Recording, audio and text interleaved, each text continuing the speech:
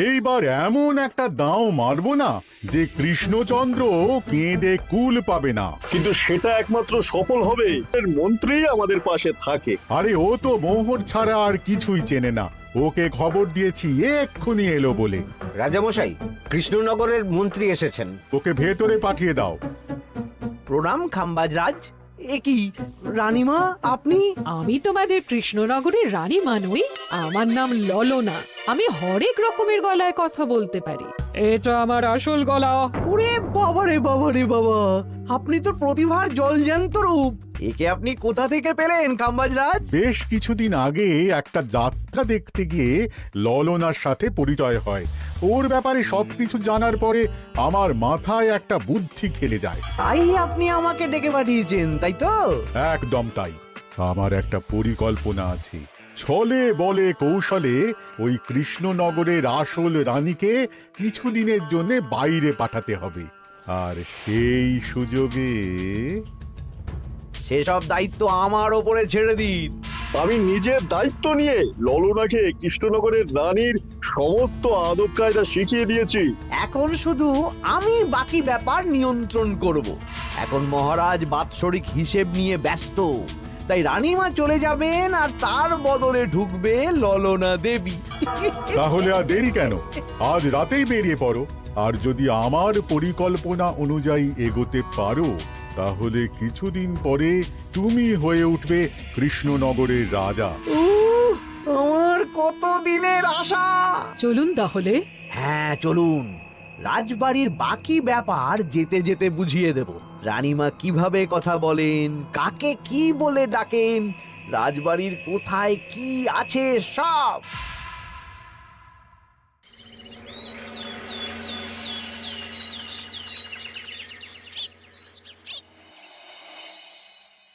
কি গো গিন্নি, জ্বরটা নেমেছে?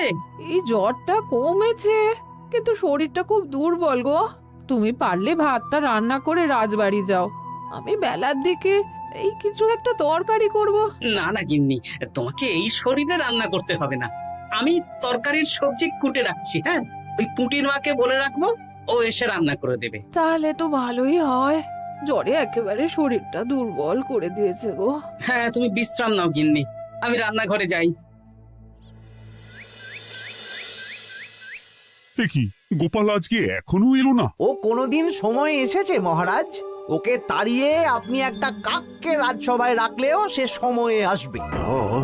আসলে গোপালের গিন্নির খুব জ্বর, আমি দেখে এসেছি। তাই হয়তো ওর গিন্নির সেবা শুশ্রূষা করতে গিয়ে গোপালের দেরি হচ্ছে। তোমাকে আর গোপালের হয়ে কাসুন্দি গাইতে হবে না। এই তোমরা থামো তো। একটু দেরি হয়ে গেল মহারাজ। আসলে গিন্নির খুব জ্বর, তাই কিছুটা রান্না করে এলাম। আচ্ছা আচ্ছা আচ্ছা, তা এখন তোমার গিন্নির শরীর কেমন আছে? আগের থেকে ভালো আছে মহারাজ, জ্বরটা কমেছে, কিন্তু শরীর খুব দুর্বল। বেশ বেশ, একটু যত্নআত্তি করো।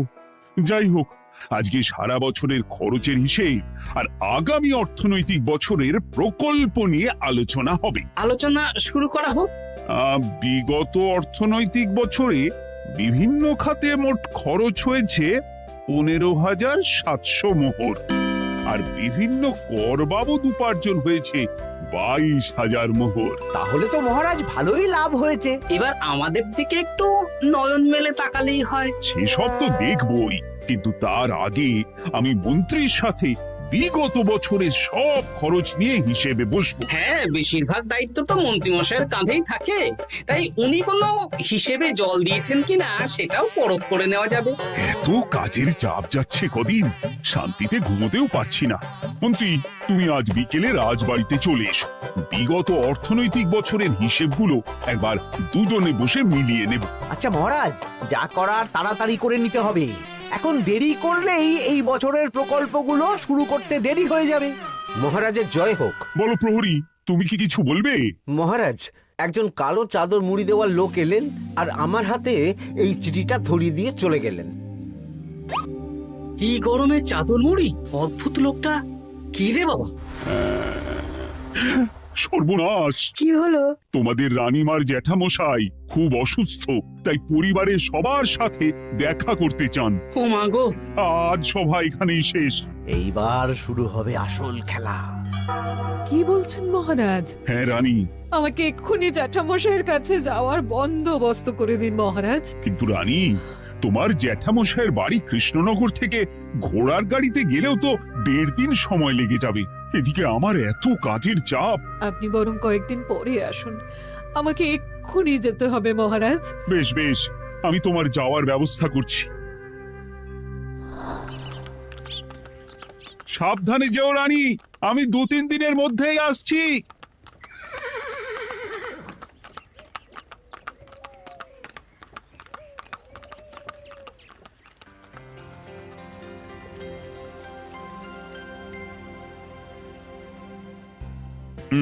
মন্ত্রী, বিগত অর্থনৈতিক বছরে আমাদের পাঠশালার উন্নতির জন্য কত খরচ করা হয়েছিল একটু দেখো তো। সব মিলিয়ে মোট 150 মোহর মহারাজ। কিন্তু আমার এখানে তো 170 মোহর দেখাচ্ছে। 170 মোহর? তা কি করে হয়? একই রানীমা, আপনি ঘোড়ার গাড়ি করে গেলেন আর হেঁটে চলে এলেন। সে আমার ব্যক্তিগত ব্যাপার, তুমি তোমার কাজ করো।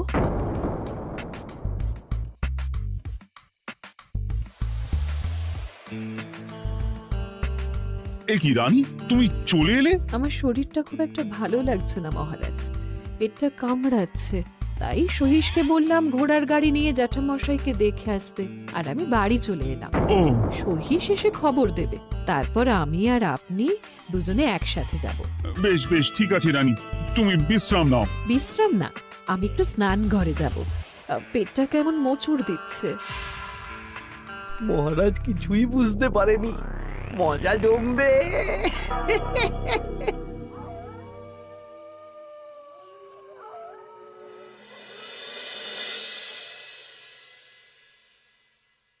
এ কি রানী, তুমি তোমার সব গয়না গাটি বের করছো কেন? আমার আর এই পুরনো নকশার গয়না পছন্দ নয় মহারাজ, ভাবছি কালকে সকালবেলা এই গয়নাগুলো শ্যাকরাকে দিয়ে শহুরে নকশায় নতুন গয়না বানাবো। কিন্তু এগুলো তো তোমার সবই পছন্দের গয়না। কিন্তু মহারাজ, আমি ভেবে দেখলাম এই গয়নাগুলো সবই বড্ড ভারী গয়না, আমি শহুরে আধুনিক নকশার হালকা গয়না পরবো।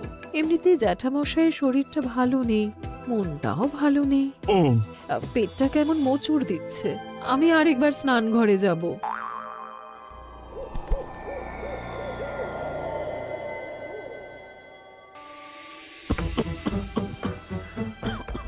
ওই তো মন্ত্রী মশাই এসেছে।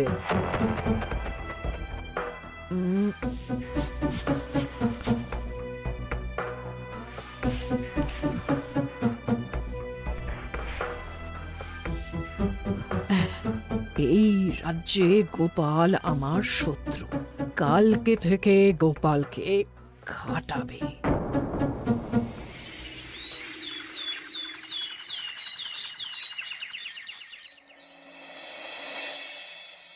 হায় হায় হায়, কি হলো রানী, কি হলো? গতকাল রাতে আমার সমস্ত গয়না চুরি হয়ে গেছে। বলো কি প্রহরী? বলুন মহারাজ।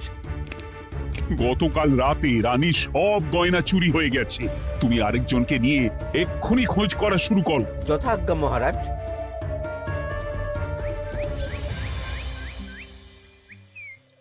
আমার সব গয়না চুরি হয়ে গেল, এবার আমি কি করব?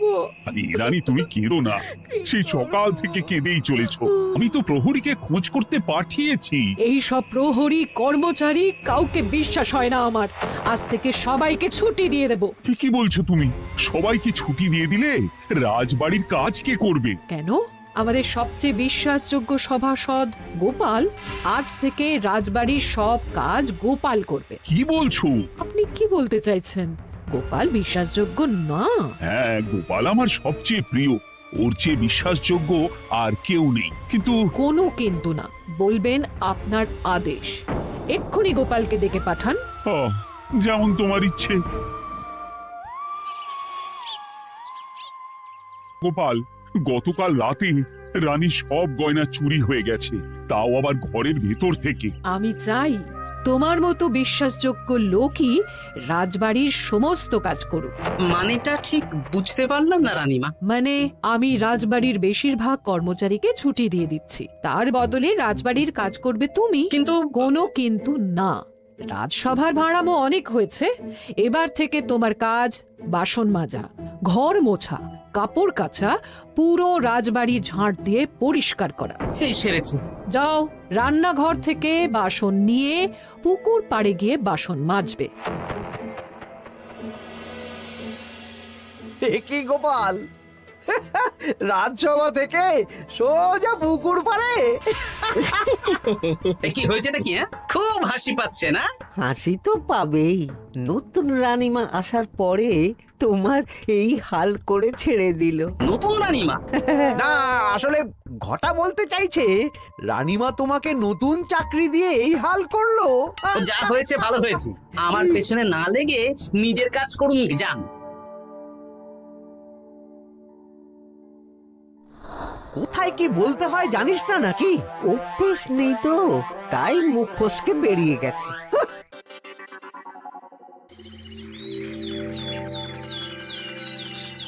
রাজ্যে চোরের উপদ্রব বেড়ে গেছে, তাই আমরা কিভাবে চোরের উপদ্রব কমানো যায় সেই নিয়ে আজকে একটা আলোচনা করব। কিন্তু মহারাজ, রাজসভায় এখনো তো সবাই আসেনি। এই তো এসে গেছি। ওই রাজবাড়ির জামা কাপড় কাচ্ছিলাম। এ কি, গোপাল এখন রাজবাড়ির জামা কাপড় কাচে? হ্যাঁ, সেসব করতে গিয়ে আমার নিজের জামা কাপড়ই ভিজে গেল, তাই বদলে এলাম। মহারাজ, রানীমা ঘোড়ার গাড়ি করে এসেছেন। মানেটা কি?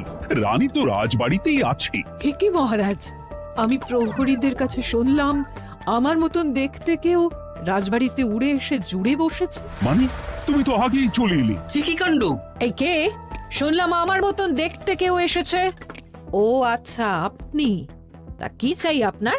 বোঝো কাণ্ড, একরকম দেখতে একরকম গলা, এ বলে আমি আসল, ও বলে আমি। হায় হায় হায়, আসল নকল বোঝাই দায়। একটা নয়, দুটো রানী।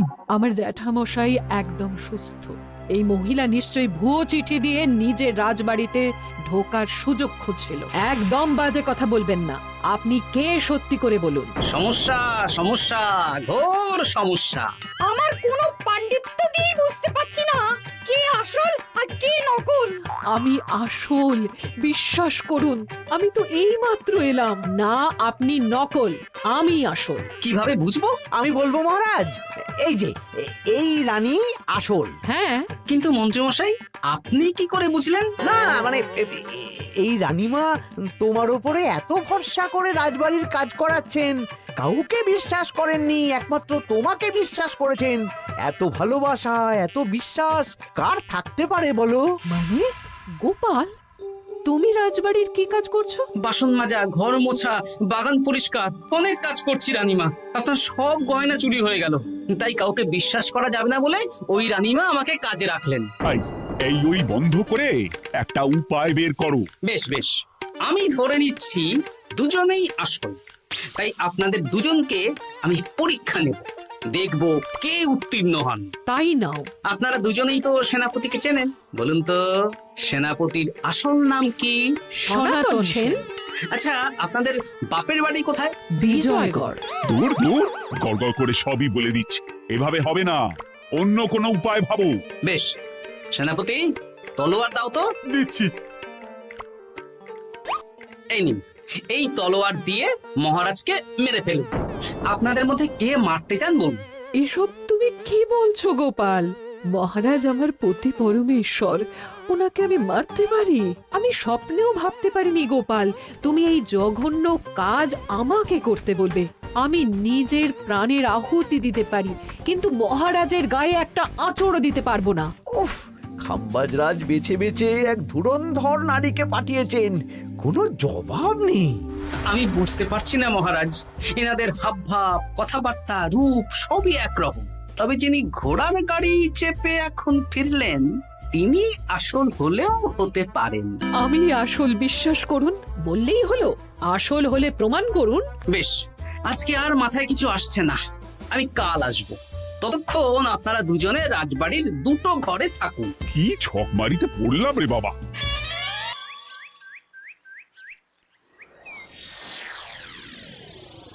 ললনা একদম তৈরি হয়ে এসেছে।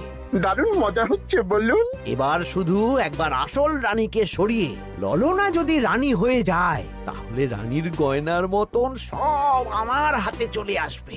তারপর কি হবে? তারপর ধীরে ধীরে মহারাজকেও কায়দা করে সরিয়ে দেব, আর খাম্বাজ রাজ আর আমি এই দুজনে মিলে এই রাজ্য চালাবো। কি বুদ্ধি আপনার মাথায়।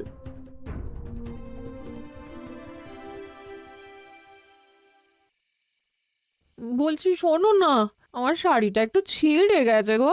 তুমি বাজার থেকে কালকে আমার জন্য একটা শাড়ি নিয়ে আসতে পারবে? হ্যাঁ, আচ্ছা বেশ, নিয়ে আসবো শাড়ি।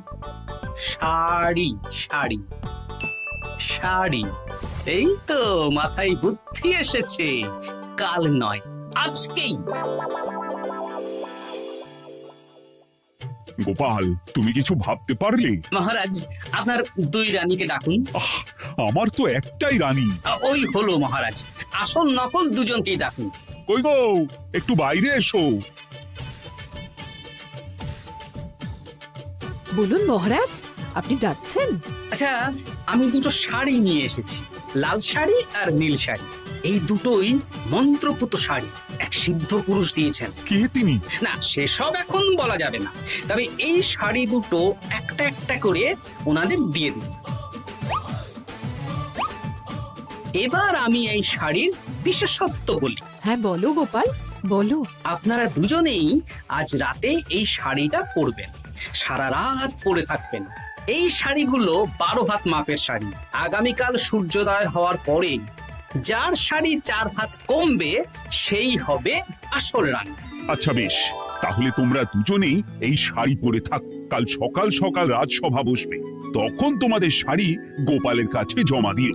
আচ্ছা। আমি যে নকল সেটা বুঝতে দেওয়া যাবে না।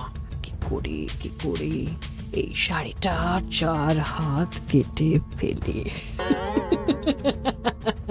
ওই দুফল কাটার ছড়ি কেটে ফেলো। কালকে আবার মজা হবে।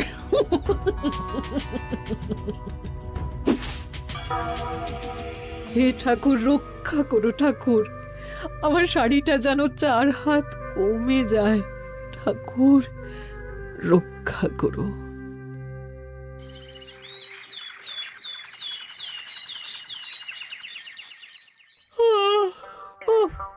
এত সকাল সকাল রাজসভা, দূর, ভালো করে ঘুমটাও হলো না। আমি তো ঘুমোইনি, চিন্তায় ঘুমই আসেনি।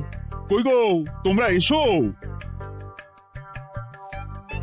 এই নিন আমার শাড়ি, এবার মেপে দেখুন, এটা 4 হাত কমে গেছে। এই দেখুন মহারাজ, বিশ্বাস করুন আমি আসল, কিন্তু এই শাড়িটা সারা রাত পরে থাকা সত্ত্বেও 4 হাত তো দূর, 4 আঙুলও কমেনি। লাল শাড়িটাই ছোট মনে হচ্ছে। তাহলে তুমি আসল? উফ, বাবা, বাঁচা গেল। আয়, কে আছো?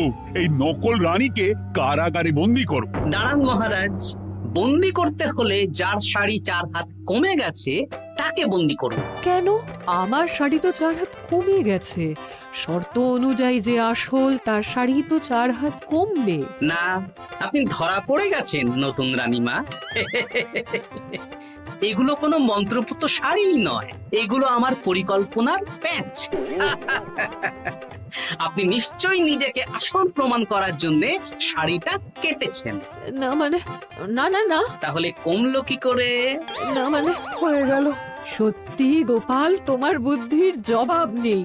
গোপাল, তুমি আমাকে বাঁচালে। এই যে নতুন রানীমা, চুপ করে কেন? ওকে আমি কারাগারে গিয়ে বেত মারছি, তাহলেই সব বলবে। বল, কে তুই বল?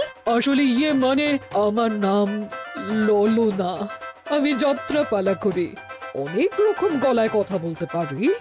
কদিন আগে খাম্বাজ রাজ আর এই মন্ত্রী মশাই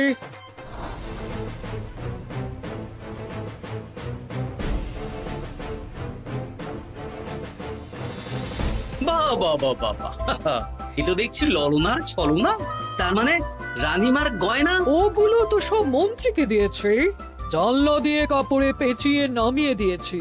মন্ত্রী, তোমাকে আমি শুলে চড়াবো। ভুল হয়ে গেছে মহারাজ, আমাকে ক্ষমা করুন। প্রাণে মারবেন না, সব গয়না ফেরত দিয়ে দেবো মহারাজ। তুমি শত্রু রাজ্যের প্ররোচনায় এত বড় ক্ষতি করতে চেয়েছিলে? ক্ষমা করুন মহারাজ, ক্ষমা করুন। সেনাপতি, মন্ত্রীকে 1000 বার বেত্রাঘাত করো। আর এই ললনার কি হবে? আমি অনেক দিন ধরে বাড়িতে একটা কাজ করার লোক খুঁজছি, ওনাকেই পাঠিয়ে দিন। আমার গিন্নি শুয়ে বসে থাকবে আর উনি খাটবেন। নয়, হ্যাঁ, ললনার ছলনা ভেস্তে গেল।